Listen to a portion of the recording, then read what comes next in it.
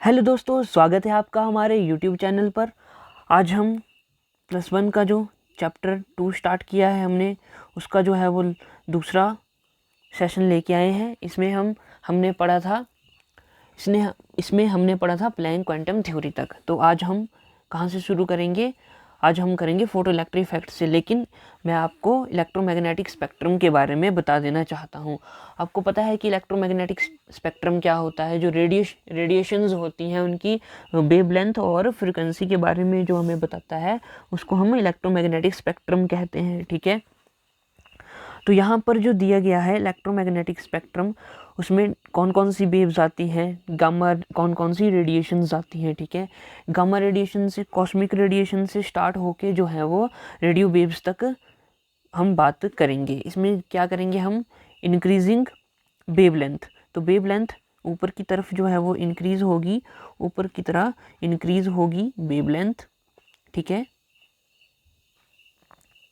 Wavelength. और जो frequency जो है, ठीक है, जो फ्रीक्वेंसी जो है वह ऊपर की तरफ क्या होगी? डिक्रीज होगी, डिक्रीज होगी फ्रीक्वेंसी, डिक्रीज होगी फ्रीक्वेंसी। ठीक है, तो सबसे ज़्यादा जो वेवलेंथ होती है, ठीक है, सबसे ज़्यादा वेवलेंथ किसकी होती है? सबसे ज़्यादा वेवलेंथ होती है रेडियो वेव्स की। ठीक है, रेडियो वेव्स की सबसे ज़्यादा वेवलेंथ होती है। यह 1,00,000 किलोमीटर से 10 सेंटीमीटर के बीच में इसकी वेवलेंथ की जो रेंज है वो लाई करती है।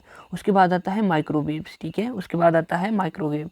माइक्रोवेव की वेवलेंथ जो है वह रेडियो वेव्स से छोटी होती है, और सबसे जो रेडियो वेव्स होती हैं उसकी फ्रीक्वेंसी जो है वो सबसे कम होती है। ठीक है, फ्रीक्वेंसी क्या होगी? सबसे कम होगी।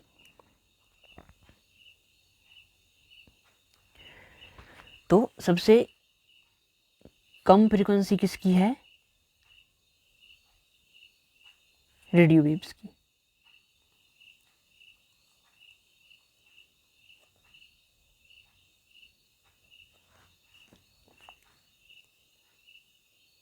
ठीक है, सबसे कम फ्रीक्वेंसी रेडियो वेव्स की और सबसे ज़्यादा वेवलेंथ रेडियो वेव्स की। उसके बाद आता है माइक्रोवेव्स। ठीक है, वो लाइज करती हैं 10 सेंटीमीटर और 1 मिलीमीटर के बीच में, 1 मिलीमीटर के बीच में लाइज करती हैं माइक्रोवेव्स। उसके बाद आता है इंफ्रारेड रेज। ठीक है, इंफ्रारेड जिनको हम IR रेडिएशन भी कहते हैं।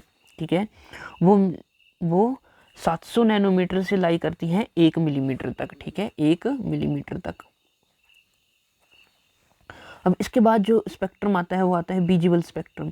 दोस्तों, बाकी जितनी भी रेडिएशन है वो हमें दिखाई नहीं देती हैं, लेकिन जो विजिबल स्पेक्ट्रम है वो वाला हिस्सा जो हमें दिखाई देता है, जिसे हम विबग्योर भी कहते हैं, विबग्योर भी कहते हैं। ठीक है, तो ये लाई करता है 400 नैनोमीटर से लेके 700 नैनोमीटर तक। यह क्वेश्चन पहले भी एग्जाम में पूछा गया है कि जो आपका विजिबल स्पेक्ट्रम है वह उसकी रेंज क्या है, तो वह 400 नैनोमीटर से लेके 700 नैनोमीटर तक है। उसके बाद हम बात करेंगे अल्ट्रावायलेट रेज की, अल्ट्रावायलेट रेज की। ठीक है, अल्ट्रावायलेट रेडिएशन की। वह लाई करती है 400 नैनोमीटर से 10 नैनोमीटर के बीच में, 400 नैनोमीटर से 10 नैनोमीटर के बीच में। उसके बाद हम बात करते हैं एक्स रेज की। तो एक्स रेज जो हैं वह 10 नैनोमीटर से 1 नैनोमीटर के बीच में लाई करती हैं। आपको पता लग रहा होगा कि जैसे हम नीचे की ओर बढ़ रहे हैं, ठीक है, नीचे की ओर बढ़ रहे हैं तो क्या हो रहा है? डिक्रीज हो रही है, डिक्रीज हो रही है वेवलेंथ, डिक्रीज हो रही है वेवलेंथ। ठीक है, अब बात करते हैं गामा रेज की। गामा रेज लाई करती हैं 1 नैनोमीटर से 1 पिकोमीटर के बीच में। तो गामा रेज की फ्रीक्वेंसी जो है वो सबसे ज़्यादा फ्रीक्वेंसी है, सबसे ज़्यादा फ्रीक्वेंसी, सबसे ज़्यादा फ्रीक्वेंसी किसकी है? सबसे ज़्यादा फ्रीक्वेंसी है गामा रेज की। ठीक है, तो अगर आपसे क्वेश्चन पूछा जाए, और इसके बाद एक और रेज आती हैं जिनको हम कहते हैं कॉस्मिक रेज। ठीक है, cosmic rays, cosmic rays gamma के बाद आते हैं कॉस्मिक रेज। तो यहाँ पर एक बात हमें पता चलती है कि सबसे कम फ्रीक्वेंसी, ठीक है, सबसे कम फ्रीक्वेंसी जो है वो रेडियो वेव्स की है, रेडियो वेव्स की है। ठीक है, और सबसे ज़्यादा जो वेवलेंथ है, सबसे ज़्यादा जो वेवलेंथ है वह है रेडियो वेव्स की, ये बात आपने ध्यान रखना है। और इसी से हमें एक और पॉइंट पता चलता है कि जो कॉस्मिक रेज हैं, कॉस्मिक रेज, ठीक है, उनकी क्या है, सबसे ज़्यादा फ्रीक्वेंसी है, ज़्यादा फ्रीक्वेंसी है और कम जो है वो वेवलेंथ है, कम वेवलेंथ है। ठीक है दोस्तों, उम्मीद करता हूँ कि आपको ये जो है हमारा इलेक्ट्रोमैग्नेटिक स्पेक्ट्रम है रेडिएशन का, वो आपको समझ आया हुआ होगा। अब हम बात करते हैं फोटो इलेक्ट्रिक इफेक्ट की। फोटो इलेक्ट्रिक इफेक्ट होता क्या है, ठीक है। तो फोटो इलेक्ट्रिक इफेक्ट की डेफिनेशन होती है the phenomena of ejection of electron की ejection, the phenomena of ejection of electron when certain metal are exposed to a beam of light having certain minimum frequency called threshold frequency is called photo electric effect. तो कह रहा है कि जब हम कोई beam of light जब किसी मेटल पर हम एक्सपोज करते हैं तो क्या होता है, उस जगह से इलेक्ट्रॉन एक रिलीज होता है, एक इलेक्ट्रॉन जो है वह इजेक्ट होता है। लेकिन जो कंडीशन क्या है, जो फ्रीक्वेंसी होनी चाहिए लाइट की, ठीक है, बीम ऑफ लाइट की, वह थ्रेशोल्ड फ्रीक्वेंसी के बराबर होनी चाहिए, ठीक है। अगर वह बीम ऑफ लाइट की फ्रीक्वेंसी जो है वो थ्रेशोल्ड फ्रीक्वेंसी के बराबर है, तभी जो है वहाँ से इलेक्ट्रॉन जो है वह इजेक्ट होगा। अगर थ्रेशोल्ड फ्रीक्वेंसी से कम फ्रीक्वेंसी है तो इलेक्ट्रॉन जो है वो इजेक्ट नहीं होगा। तो इस इजेक्शन ऑफ इलेक्ट्रॉन को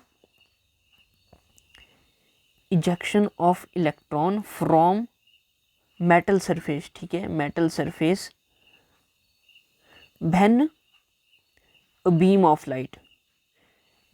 light exposed on it whose frequency, ठीक है, उसकी फ्रीक्वेंसी कितनी होनी चाहिए, whose frequency is equal to threshold frequency,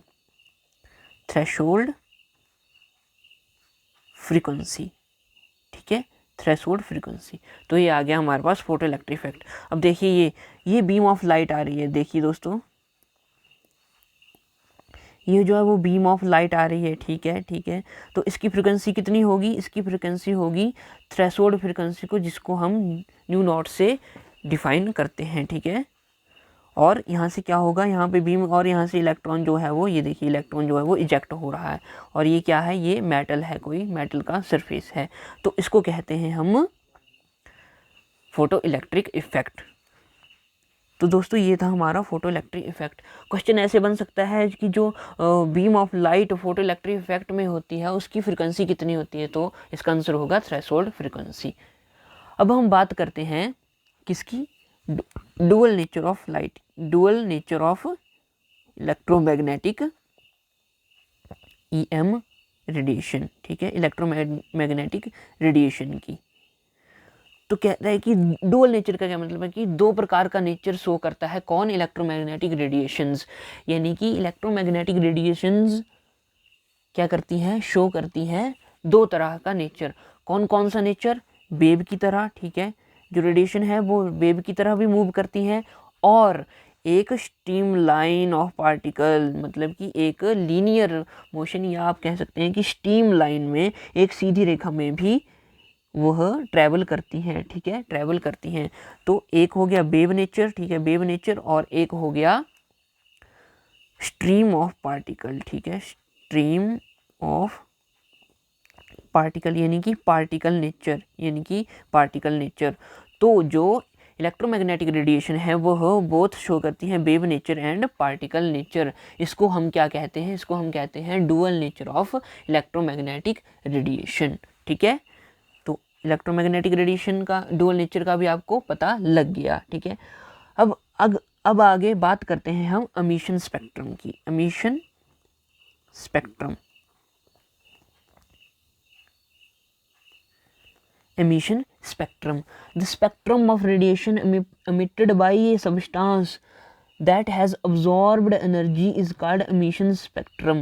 तो ये कह रहा है कि spectrum of radiation emitted, spectrum जो है वो रेडिएशन एमिट कर रहा है, ठीक है, एमिट कर रहा है बाय सब्सटेंस, किसी एक सब्सटेंस से जो रेडिएशन एमिट हो रही है, जो कि उसने अब्जॉर्ब की गई एनर्जी थी, उसको हम कहते हैं एमिशन स्पेक्ट्रम। यानी कि आप ये कह सकते हैं कि जो एनर्जी एमिट कर रहा है कोई भी सब्सटेंस, ठीक है, वो कौन सी एनर्जी है, वो वही एनर्जी होती है जो उसने अब्जॉर्ब की हुई होती है, जो एनर्जी उसने अब्जॉर्ब की गई होती है।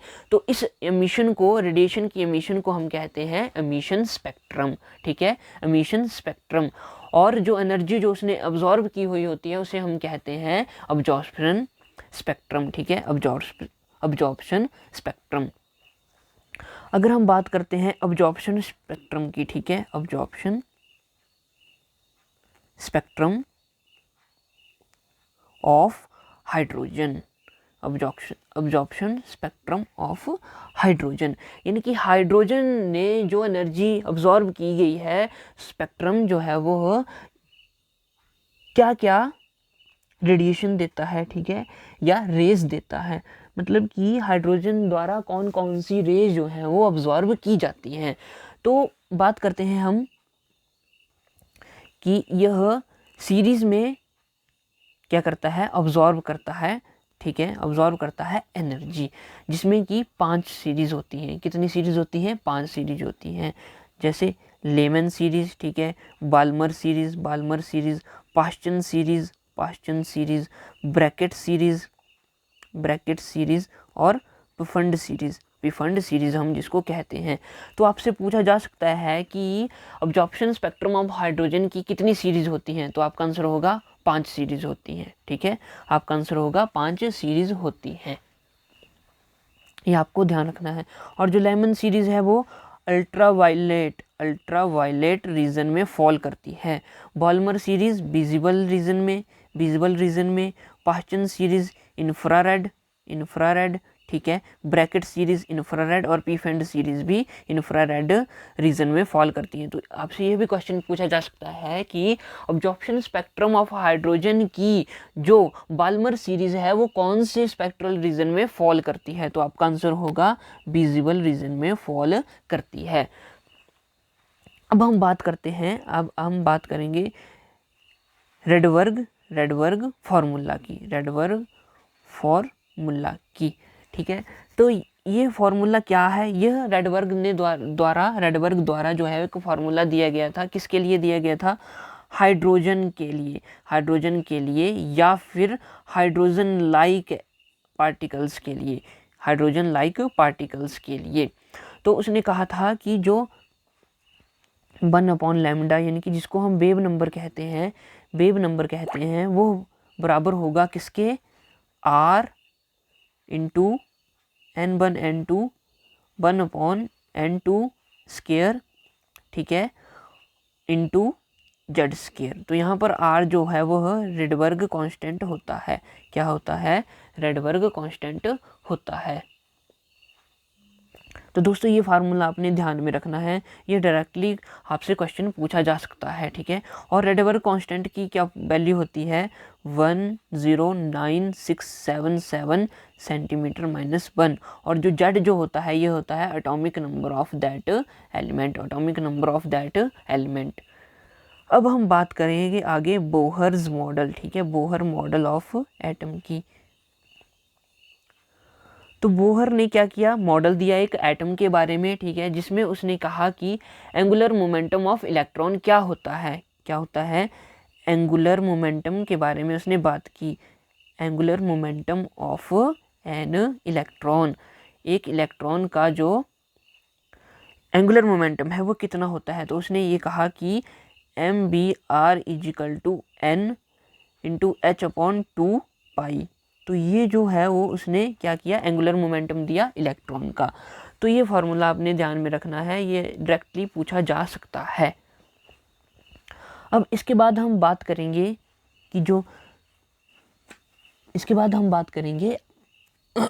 डी ब्रोगली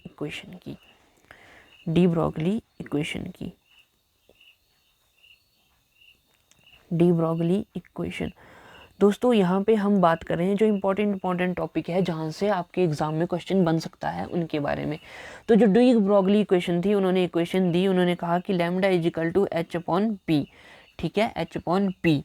और इसको अगर हम आगे बात करें फर्दर तो एच अपॉन एम बी, जो पी जो है वो है मोमेंटम, क्या है, मोमेंटम। और जो एच जो है, ठीक है, यहाँ पे एच जो है वो कांस्टेंट है, ठीक है, कांस्टेंट है, ठीक है। और इसको ही बदल के क्या कह सकते हैं हम, इसको हम कह सकते हैं H upon under root 2m/q_v। तो यहाँ पे v क्या होगा, यहाँ पे होगा एक्सेलरेटिंग पोटेंशियल, ठीक है, accelerating potential of that particle, ठीक है, पार्टिकल। और q क्या है, charge of that particle, q है charge of particle, charge of that particle, where m is the mass of that particle, mass of particle. और h जो है वो कांस्टेंट होगा, h जो है वो क्या होगा, कांस्टेंट होगा। तो उन्होंने क्या कहा, lambda is equal to h upon m v, m v है मोमेंटम है, ठीक है, लैम्डा है वेव लेंथ, लैम्डा है वेव लेंथ। तो डी ब्रोगली ने इक्वेशन दी कि lambda is inversely proportion to momentum of particle, ठीक है, lambda is inversely proportion to momentum of particle, ठीक है। तो प्रोपोर्शन का साइन हटा के हम एच जो है वो कांस्टेंट इंट्रोड्यूस करेंगे और नीचे मोमेंटम ही रहेगा।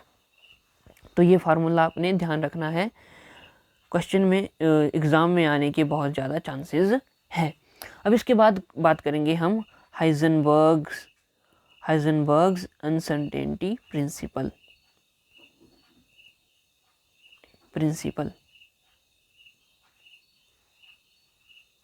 Uncertainty principle.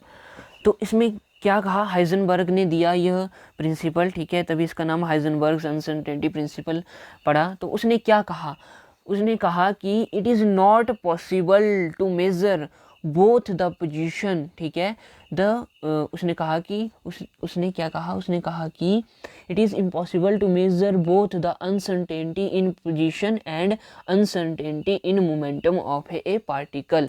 यानी कि किसी की पोजीशन में, किसी पार्टिकल की पोजीशन में कितनी अनसर्टेनिटी है और कितनी उसमें मोमेंटम में अनसर्टेनिटी है, इन दोनों को एक साथ पता नहीं किया जा सकता है, ठीक है, इसलिए इसको कहा अनसर्टेनिटी प्रिंसिपल। तो यह किस तरह डिनोट किया जाता है, यह दिया जाता है डेल्टा एक्स, ठीक है, इंटू डेल्टा पी, ठीक है, इज ऑलवेज ग्रेटर और equal to h upon 2 pi, where delta X is uncertainty in position, और delta p is uncertainty in momentum. तो ये बात आपको ध्यान रखनी है। तो Heisenberg uncertainty principle uncertainty in position and uncertainty in momentum के बारे में हमें बताता है, ठीक है। अब बात करते हैं हम, अब इसके बाद हम बात करेंगे क्वांटम नंबर्स की, अब ये क्वांटम नंबर्स क्या होते हैं दोस्तों, मैं आपको एक बात बताऊं कि ये जो हम चर्चा कर रहे हैं ये बस एक रिवीजन के तौर पर है, एक रिवीजन के एक ओवरव्यू है, ठीक है। मुझे पता है कि हम जितने भी टाइट के एस्पिरेंट्स हैं उन्होंने ग्रेजुएशन की होगी, पोस्ट ग्रेजुएशन की होगी, बीएड कर रहे होंगे या कंप्लीट कर चुके होंगे, उनमें इतनी समझ तो है, उनको चीज़ें समझ में आती हैं, ठीक है, उनमें इतनी समझ है कि उनको चीज़ें समझ में आती हैं।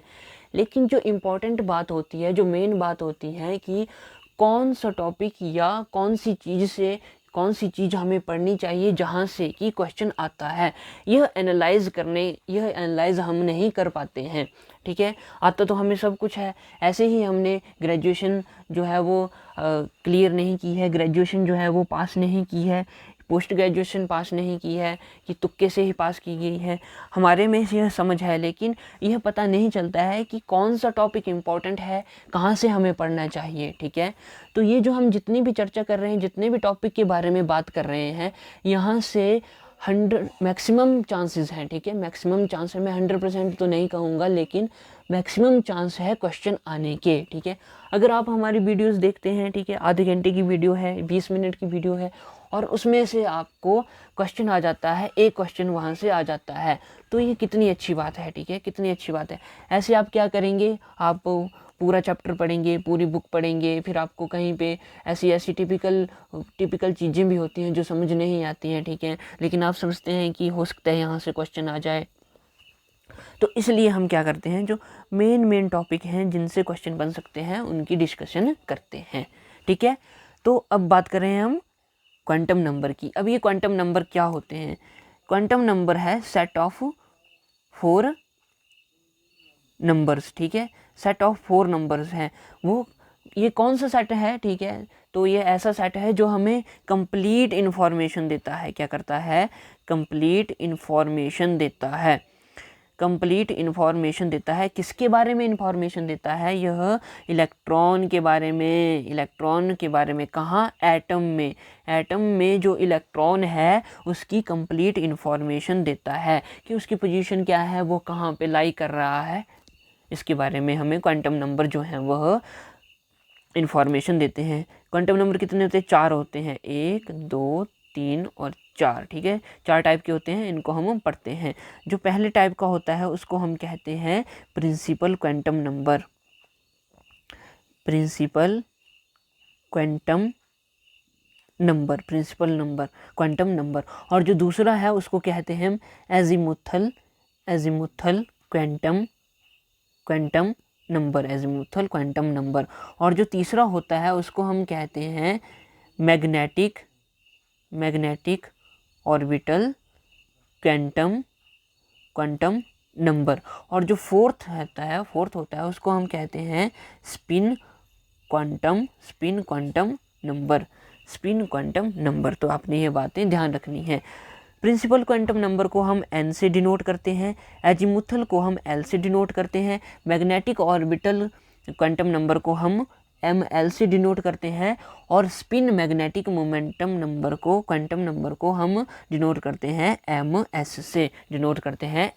से, ठीक है।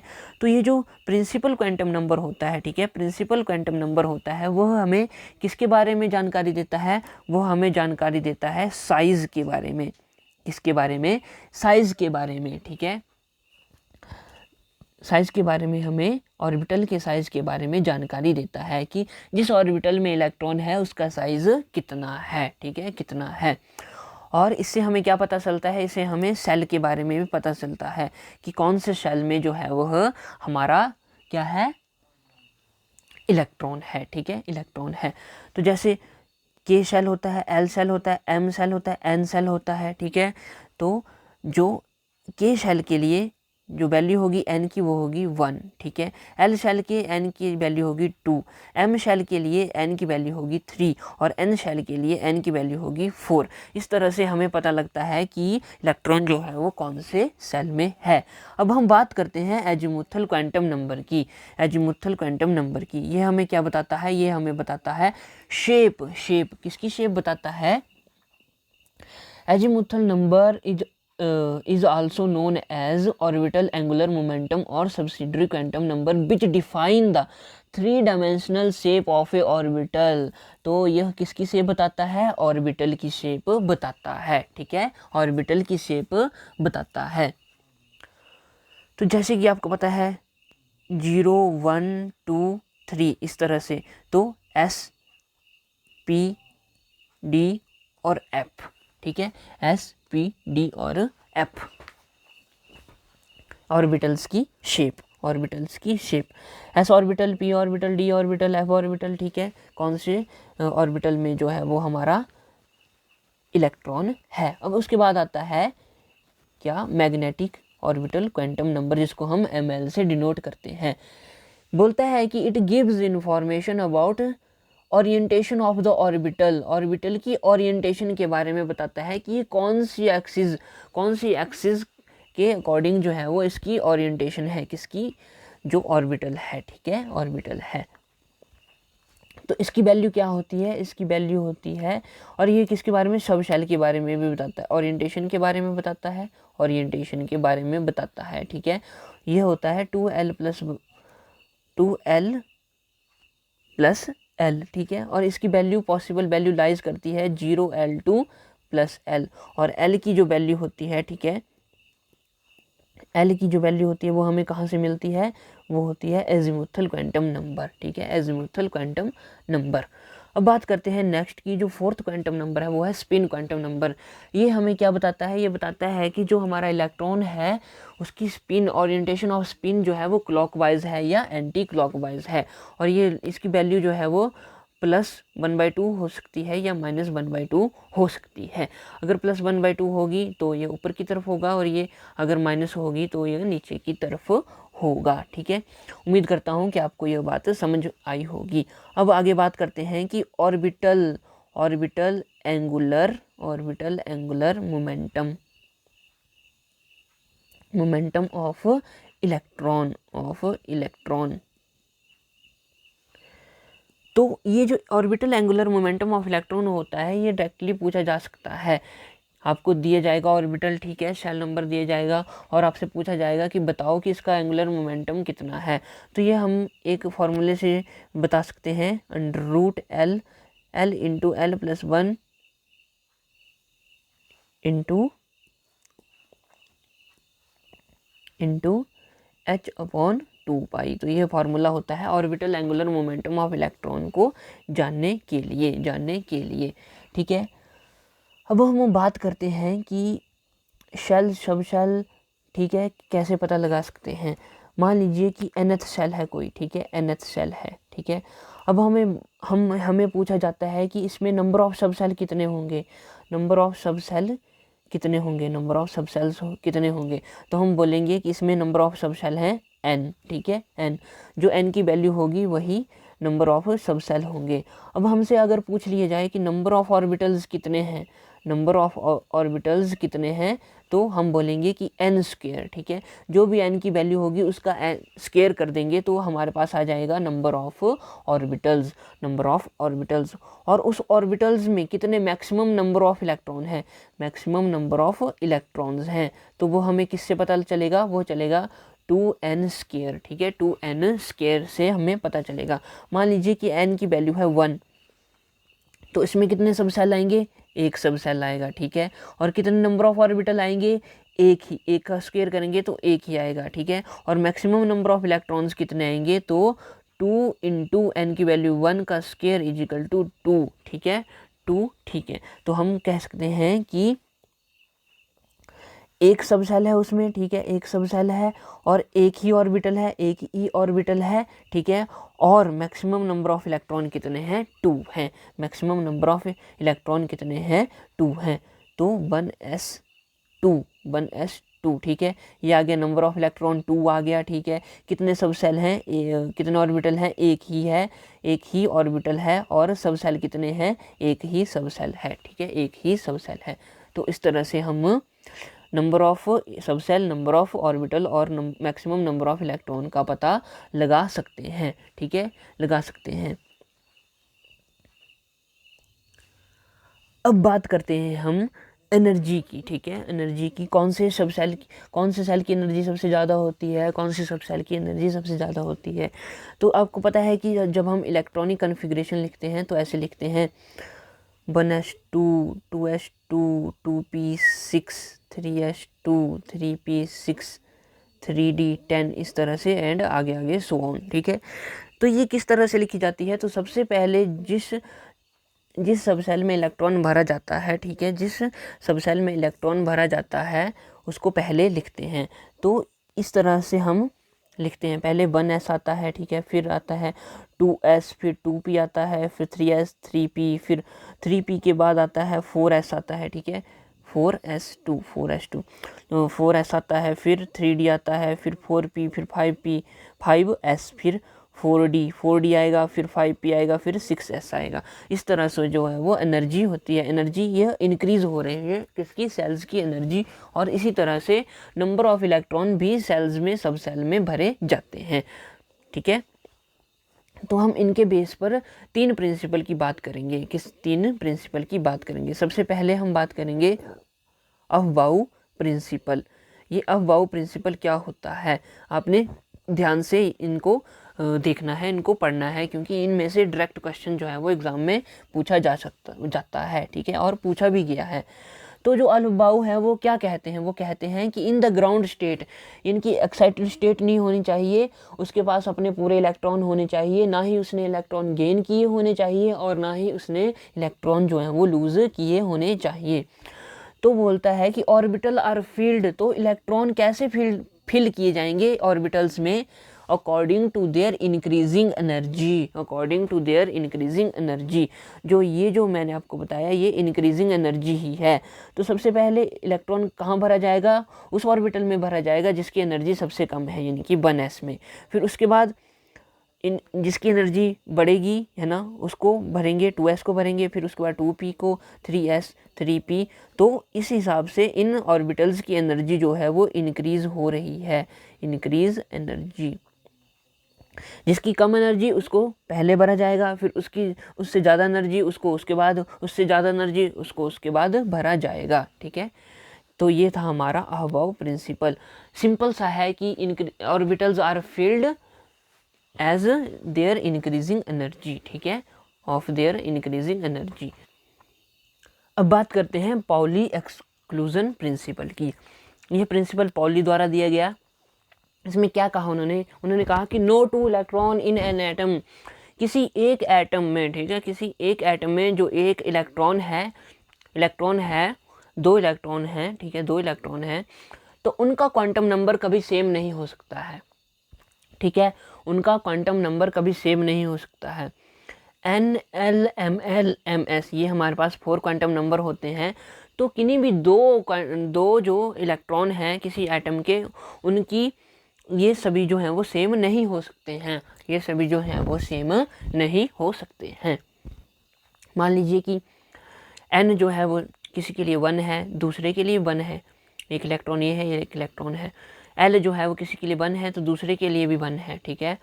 और जो Ml की वैल्यू है वो भी 1 से लेके +1 है, इसकी भी 1 से लेके +1 है। परंतु जो Ms होगा, ठीक है, स्पिन क्वांटम नंबर होगा, एक इलेक्ट्रॉन का प्लस में होगा, एक इलेक्ट्रॉन का माइनस में होगा, तो ये कभी भी सेम नहीं होंगे। ये चारों जो हैं वो किसी भी इलेक्ट्रॉन के लिए सेम नहीं होंगे किसी भी एटम में। तो यही कहता है। और ये ऐसा भी कहता है कि किसी सब सेल में जो स्पिन होगी इलेक्ट्रॉन्स की वो अपोजिट होगी।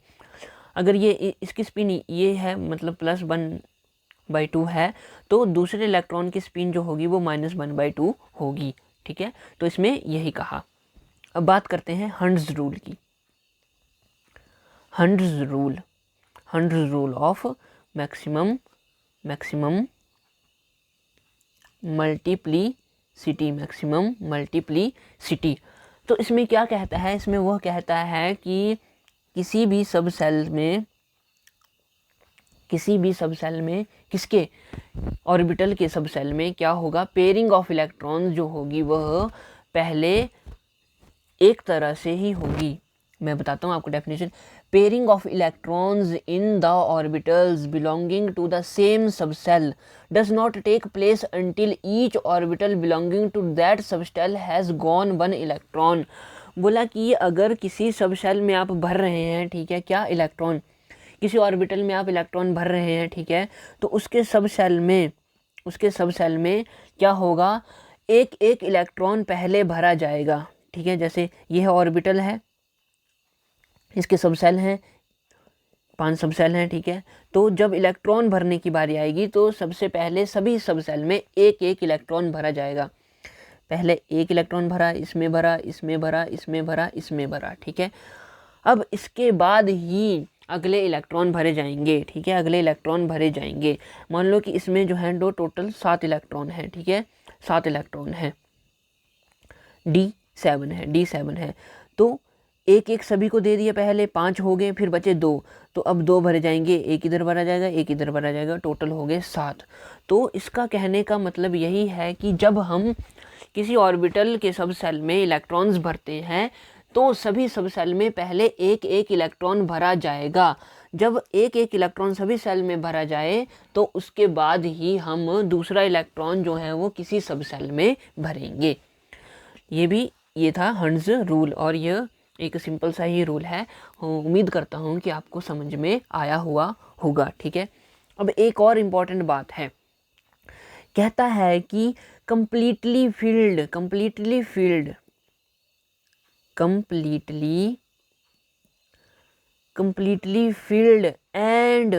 and half filled, इनकी जो completely filled और half filled सब सेल होते हैं वो एक्स्ट्रा स्टेबल होते हैं, ठीक है। क्या होते हैं? एक्स्ट्रा स्टेबल होते हैं। क्यों? ड्यू टू सिमेट्रिकल डिस्ट्रीब्यूशन, क्योंकि उनमें डिस्ट्रीब्यूशन जो होता है वो एक सिमेट्रिकल डिस्ट्रीब्यूशन होता है। देखो इस तरह से ये है, ठीक है। ये है हाफ फील्ड। सभी सेल को एक एक इलेक्ट्रॉन मिला है तो एक ही सिमेट्री बन रहा है, ठीक है। सिमेट्री बन रही है, डिस्ट्रीब्यूशन जो है वो सिमेट्रिकल हो रहा है, सभी को एक एक दे दिए, ठीक है। और जब वो फुली फील्ड होता है तो इस तरह से होता है फुली फील्ड, सभी के पास दो दो इलेक्ट्रॉन होते हैं। तो ये भी एक सिमेट्रिकल डिस्ट्रीब्यूशन है कि सभी के पास दो दो इलेक्ट्रॉन फील्ड हैं। तो कह रहा है कि इन दोनों केसों में एक्स्ट्रा स्टेबिलिटी मिलती है एटम को। क्या मिलती है? एक्स्ट्रा स्टेबिलिटी मिलती है। तो ये था हमारा आज का जो चैप्टर 2+1 केमिस्ट्री का, वो आज यहाँ पे समाप्त हो रहा है, ठीक है। अब हम नेक्स्ट चैप्टर की बात करेंगे, और जब हमारे पास चैप्टर ख़त्म हो जाएंगे एग्ज़ाम के करीब, ठीक है, तो उसके बाद हम MCQ सीरीज़ शुरू करेंगे। क्या करेंगे? MCQ सीरीज़ शुरू करेंगे। प्रीवियस प्लस जो जितने भी इम्पोर्टेंट क्वेश्चन हैं जो हमारे बन सकते हैं, हम उनके बारे में क्या करेंगे? चर्चा करेंगे। तो ठीक है दोस्तों, ध्यान रखिए अपना, और सब्सक्राइब भी करना है हमारा YouTube चैनल, सब्सक्राइब भी करना है, साथ में शेयर भी करना है। तो मिलते हैं नेक्स्ट